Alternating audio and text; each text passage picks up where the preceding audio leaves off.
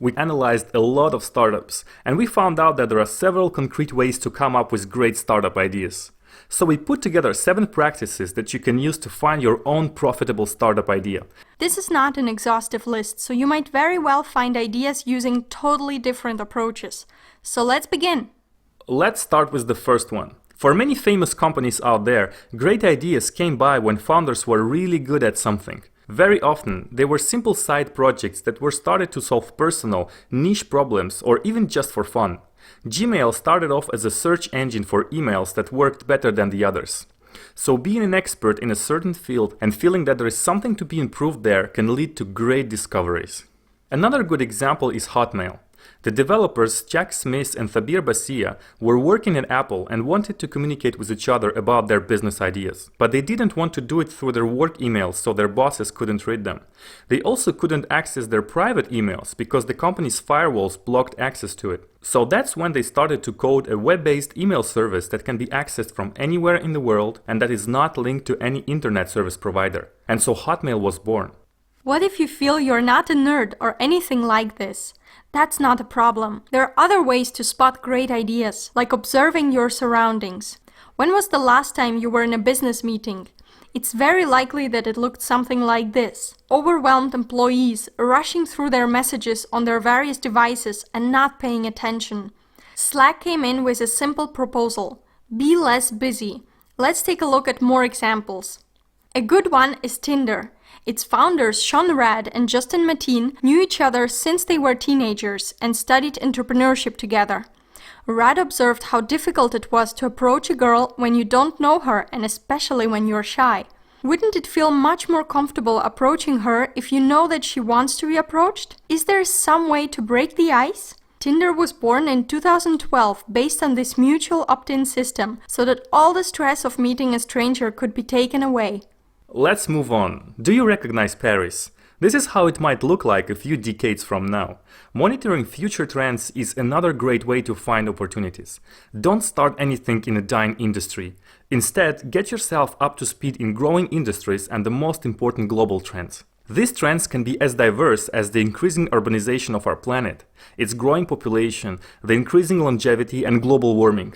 Reducing fossil fuels and their impact on increasing CO2 levels and global warming is indeed one of the biggest trends and challenges of our time. Tesla, for example, is surfing on this trend. Its founder Elon Musk set out to create powerful sports cars which are not at all powered by fossil fuels, but by electric batteries. These electric cars are 100% eco-friendly and aim to change the automobile market to one where fossil fuels will not be needed anymore in the future. For some inspiration, you can check out Gartner's Hype Cycle for Emerging Technologies, which shows each year which technologies are at which stage of maturity. For example, drones, robotics, 3D printing, and virtual reality are important emerging technologies today. All these are growing business areas with lots of opportunities if you set out to look at them. Ever get mad about being stuck in traffic? Think twice. This recent picture shows a 50-lane traffic jam in China. Makes you feel better about your rather small-scale traffic jam, right? And it's also a great inspiration for finding new ideas. Try to spot inefficiencies like this, outdated business practices and terrible customer service. That's often how it is in well-established industries where there's too little competition to stimulate innovation.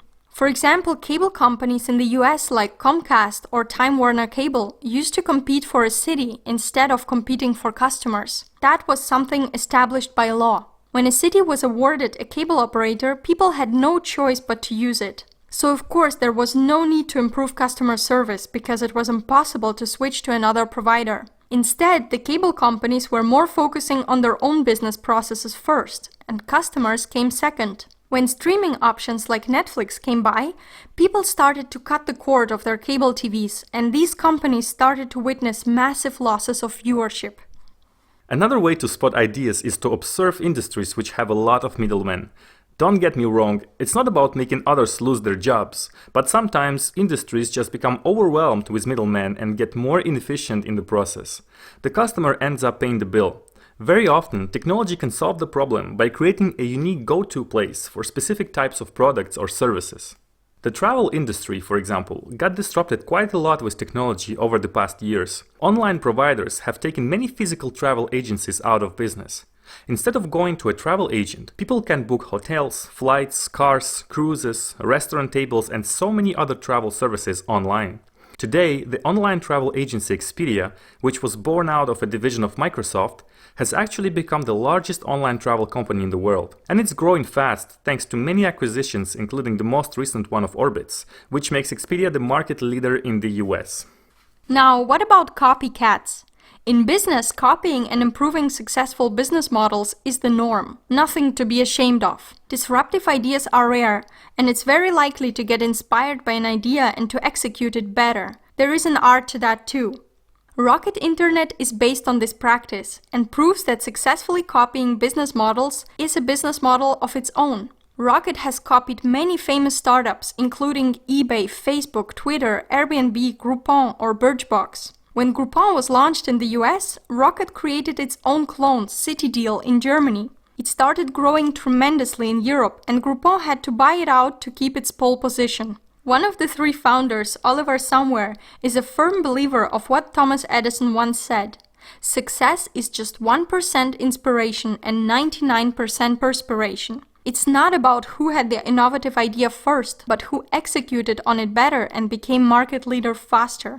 Last but not least, there is one final way to find ideas. Even if you are not an astronaut, there are surely things that you're passionate about.